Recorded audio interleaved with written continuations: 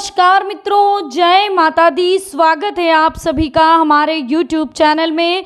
तो मेष राशि वालों, नवरात्रि का पावन पर्व शुरू हो चुका है। आपको नवरात्रि के 9 दिनों में कुछ चीज़ों को अपने घर में नहीं लाना है। साथ ही में अगर कुछ नकारात्मक चीज़ें आपके घर पर मौजूद हैं तो उन्हें भी बाहर करना है। आज की वीडियो में हम उन्हीं के बारे में आपको बताने वाले हैं जो आपके ही घर में रहकर धीरे धीरे आपके ऊपर मुसीबतों का पहाड़ लेकर आ सकती है।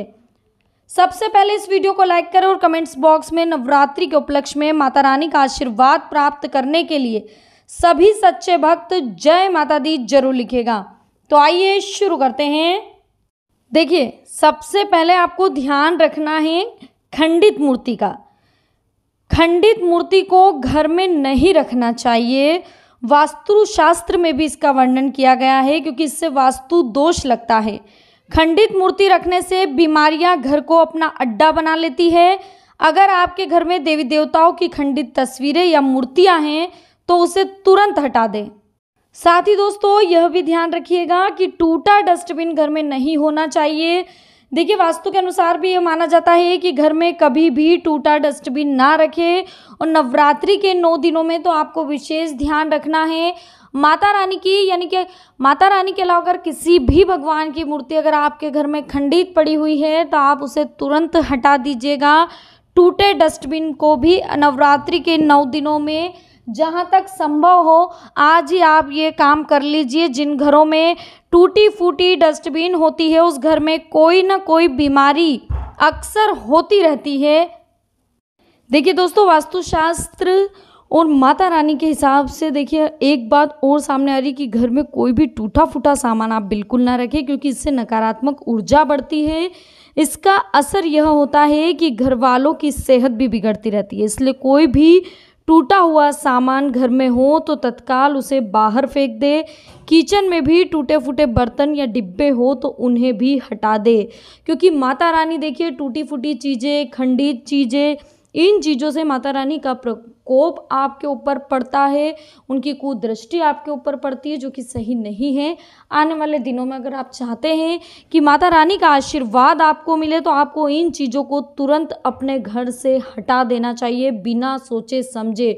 चाहे वो चीज़ कितनी भी कीमती हो, लेकिन अगर वो हमारे काम नहीं आ रही है, वो टूटी फूटी है, हम उसे जोड़ भी नहीं पा रहे हैं, लेकिन बेवजह वो महंगी होने के कारण पड़ी हुई है, तो या तो आप उसे सेल कर दें।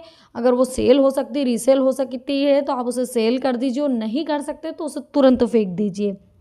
अब देखिए, सूखे पौधे माता रानी के हिसाब से देखिए हम आपको आज बताने वाले हैं कि जो नवरात्रि के दिन आ रहे हैं इसमें कभी भी घर में सूखे या कांटेदार पौधे ना लगाएं।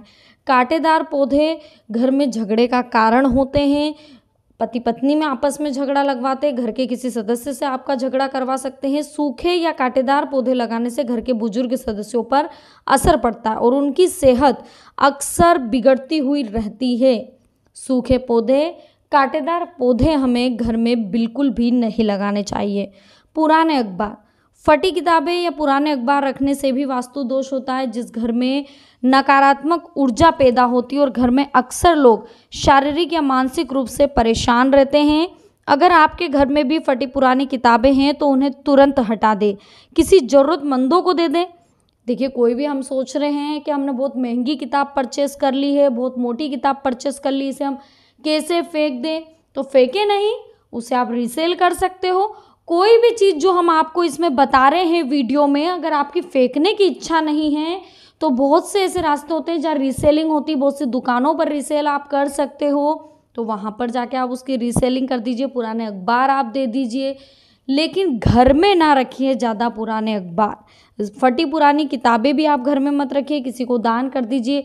मान लीजिए जो चीज़ आपके पास वेस्ट पड़ी हुई है, हो सकता है वो किसी की ज़िंदगी में खुशियाँ लेकर आए, और अगर उसकी ज़िंदगी में खुशियाँ आएगी तो सोचिए उसका आपको कितना पुण्य मिलेगा। तो दोस्तों, आने वाली नवरात्रि में बहुत सी चीज़ों का आपको ध्यान रखने की ज़रूरत है, लेकिन फिर भी कुछ ऐसी मेन टॉपिक है जो हम आपको बता रहे हैं।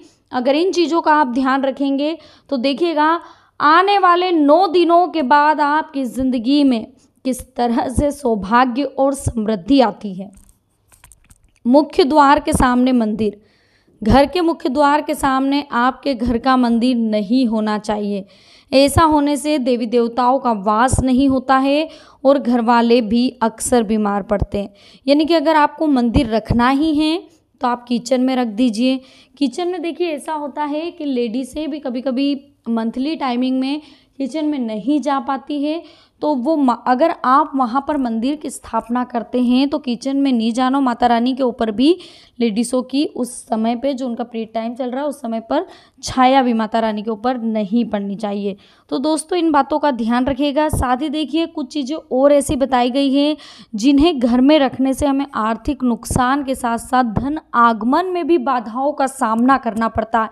ये भी बहुत इंपॉर्टेंट चीज़ें हैं, उनको भी हम आपके साथ इस वीडियो में शेयर करेंगे। लेकिन उसके पहले अगर आपने अभी तक हमारे चैनल को सब्सक्राइब नहीं किया है तो सबसे पहले हमारे चैनल को सब्सक्राइब कर लीजिए। देखिए अनजाने में हम उसे कभी कभी ऐसा होता है कि घर में सजाए रखते हैं, कुछ चीज़ें ऐसी होती है लेकिन उनका परिणाम ये होता है कि वो हमारे घर में नकारात्मक ऊर्जाओं का संचार करने लगती है। घर के लोगों में आर्थिक, मानसिक और शारीरिक तौर पे हमें परेशानी होती रहती है। तो देखिए कुछ चीज़ें हैं और जो हम आपको बताने वाले हैं। कांच की ऐसी वस्तुएं घर में कभी भी ना रखें। वास्तु विज्ञान के अनुसार भी ये बताया गया है कि कांच की चीज़ों का टूटना जितना नुकसानदायक नहीं है उससे कहीं अधिक हानिकारक टूटी हुई कांच की वस्तुओं को घर में रखना होता है। बहुत से लोग दरवाजे, खिड़कियों में लगे कांच के टूट जाने पर भी उसे बदलते नहीं और टूटे हुए कांच को लगा रहने देते हैं। ऐसे में वास्तु दोष उत्पन्न होता है जो आर्थिक नुकसान का कारण भी बनता है। टूटे हुए आईने को कभी भी घर में नहीं रखना चाहिए, इस बात का ध्यान रखिए। टूटे हुए आईने में आपको चेहरा भी नहीं देखना चाहिए। घर में ऐसी घड़ी भी ना रखें। देखिए आने वाले नवरात्रि के 9 दिनों के लिए दोस्तों हम आपको बता रहे हैं, विशेष ध्यान रखिएगा इन चीज़ों का। अगर इन चीज़ों को आपने हटा दिया तो माता रानी की विशेष कृपा आपके ऊपर बढ़ेगी और साथ ही यह भी ध्यान रखिएगा कि इतनी कृपा आपके ऊपर बरसेगी कि आप सोच भी नहीं सकते कि माता रानी की जो कृपा आप पर रुकी हुई थी सिर्फ और सिर्फ इन चीज़ों की वजह से रुकी हुई थी। इन चीज़ों को अपने घर से हटा दीजिए और भूल से भी इन चीज़ों को अपने घर में लेकर मत आइएगा। घर में रखी घड़ियों से भी देखिए ऊर्जा प्रभावित होती है। चलती हुई घड़ी जो रहती है वो तो सकारात्मक ऊर्जा आकर्षित करती है, जबकि बंद और जो खराब घड़ी रहती है वो नकारात्मक ऊर्जाओं को बढ़ाती है। तो बंद घड़ी और खराब घड़ी को अपने घर से बिल्कुल निकाल दीजिए, आज ही निकाल दीजिए बिना सोचे समझे। उन्नति और धन संबंधी परेशानियों से बचाव के लिए भी आपको ध्यान रखना है कि बंद घड़ी को तुरंत या तो चालू कर ले और अगर खराब है तो उसे घर से बाहर फेंक दीजिए। यादगार के लिए घर में रखने की आपको कोई ज़रूरत नहीं है। भगवान की पूजा तो आप जरूर करते होंगे, उनकी मूर्तियाँ भी आपके घर में होंगी, लेकिन कई बार अनजाने में भगवान की मूर्तियों से भी व्यक्ति को नुकसान उठाना पड़ सकता है, ऐसा आपने नहीं सोचा होगा। देखिए भगवान की टूटी फूटी मूर्तियाँ जो हमने आपको बताया वो भी आपके परेशानी का कारण बनती है, तो इस बात का ध्यान रखें। कांटेदार पौधे भी हमने आपको बता दिए, नागफनी वगैरह कुछ ऐसे पौधे होते हैं जो कि आपको घर में नहीं रखना चाहिए।